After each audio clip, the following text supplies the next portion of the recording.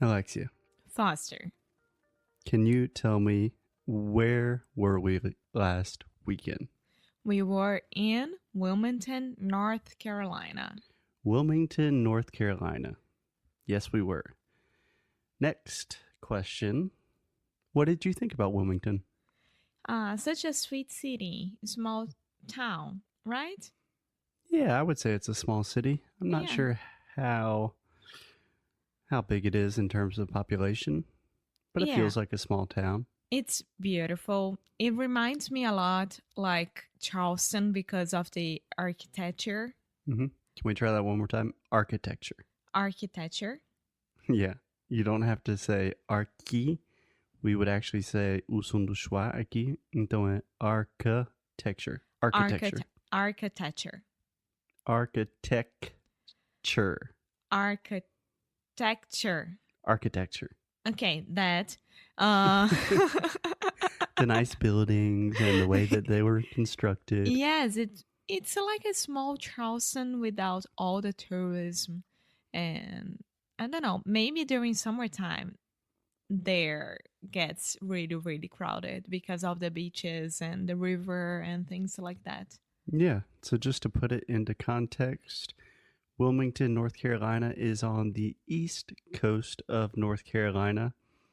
So imagine Florida. All Brazilians know Florida. Then the state above Florida is South Carolina, where I was born. And then you have North Carolina. And then on the east coast, with the Atlantic Ocean, you have a city called Wilmington. And Wilmington's really cool because on one side of the city, you have a river. And that's where the downtown, kind of the city center is. And then on the other side, you have the ocean. Yeah, so it's a water city, I would say. Yeah. When there is the hurricanes and things like that, Wilmington gets a lot of floods. But I loved it. Yeah, I agree. It is a water city, but we do not say that in English. You'd probably say it's a coastal city. It's a coastal city. I think water city much, much, much more interesting than coastal city. Okay. Everyone is entitled to their own opinion. Exactly. So Wilmington was a great place, cool place. I would recommend checking it out if you have the chance. And everyone was so nice to us. Yeah, tourist city. Small tourist city in the south. College city as well, right? There is a university there, but I would not call it a college town. Okay, and why did we pick Wilmington to visit this time? So, for Valentine's Day, American Valentine's Day, which is February 14th, if I'm not mistaken, Alexia got me what could possibly be the best present I've ever received: 2 tickets to see our favorite comedian, Chris Gethard. Yes. Yay! So he was doing 2 nights show in Wilmington, Friday and Saturday. Yeah, he was doing 2 shows. Yeah. And I picked up the last one Saturday night because I didn't know how the logistics to get to Wilmington would be. Yeah. So I played safe. Yeah, I played it safe. I played it safe. That's a good phrase. And if we have any new listeners, just to make sure that everyone's on the same page, Chris Gethard is a comedian who, he's not your typical comedian. He talks a lot about anxiety and social awkwardness. But at the end of all our podcast and just kind of our company motto, you could say, like our slogan is lose well. And that is a phrase that comes directly from Chris Gethard, and we love him to pieces.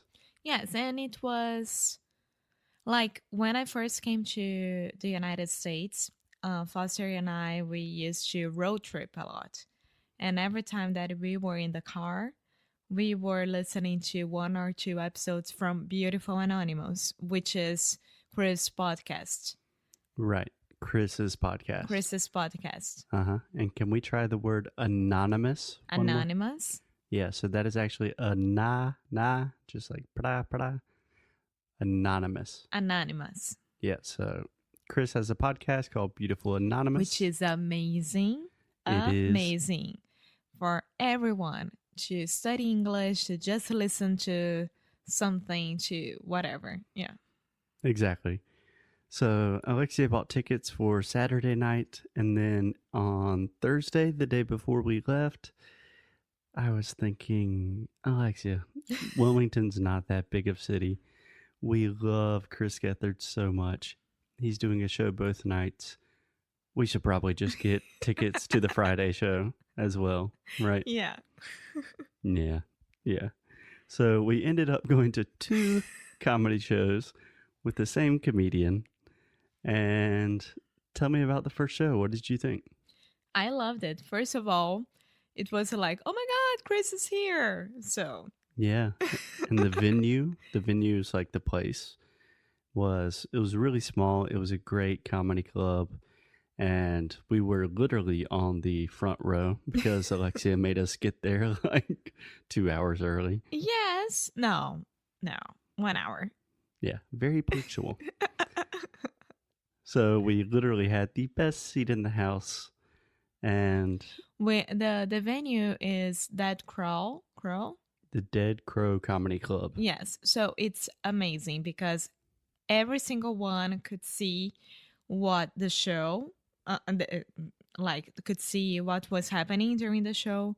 It's a very small place and you can have drinks, you can eat, you can have dinner there or whatever, while the comedian or someone is right in front of you. Like we could touch him if we needed to and if we wanted to. I So- know Alexia wanted to, but You wanted to. I didn't want to touch him. Yes, you did. We did touch him after the show. So Okay. the show was amazing. Chris crushed it, killed it as usual. Then after the show, he said, I'll be out here signing books and stuff like that.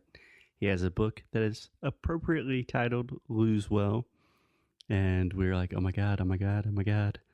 We got to talk to him. What do we say?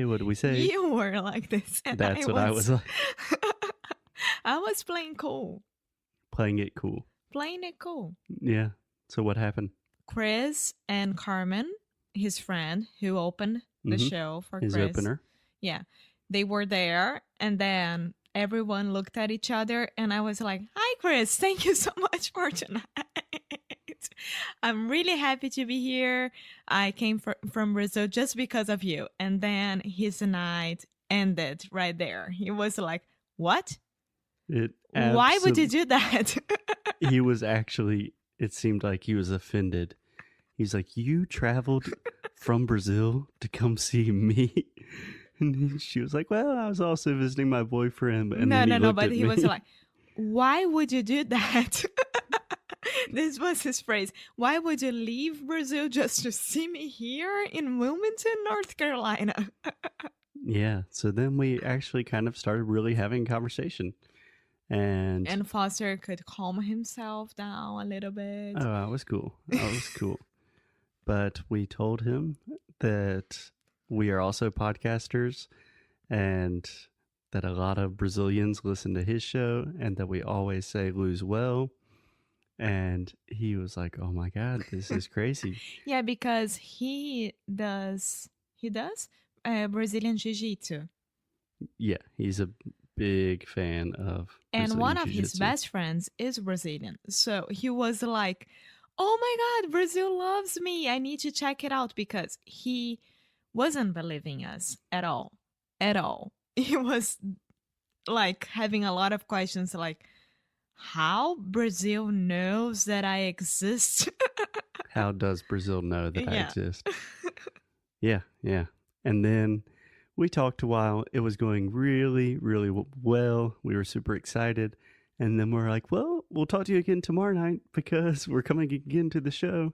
And again, why would you do that? He's like, it's the exact same show. Don't you understand how comedy shows work? And then I told him, yes, it's very good for me to practice English. And he was like, oh, okay. he bought this idea as well. So it was a lovely experience. And then the second night and what follows after that gets even crazier. And I think we should continue with that story tomorrow. Okay. Bye.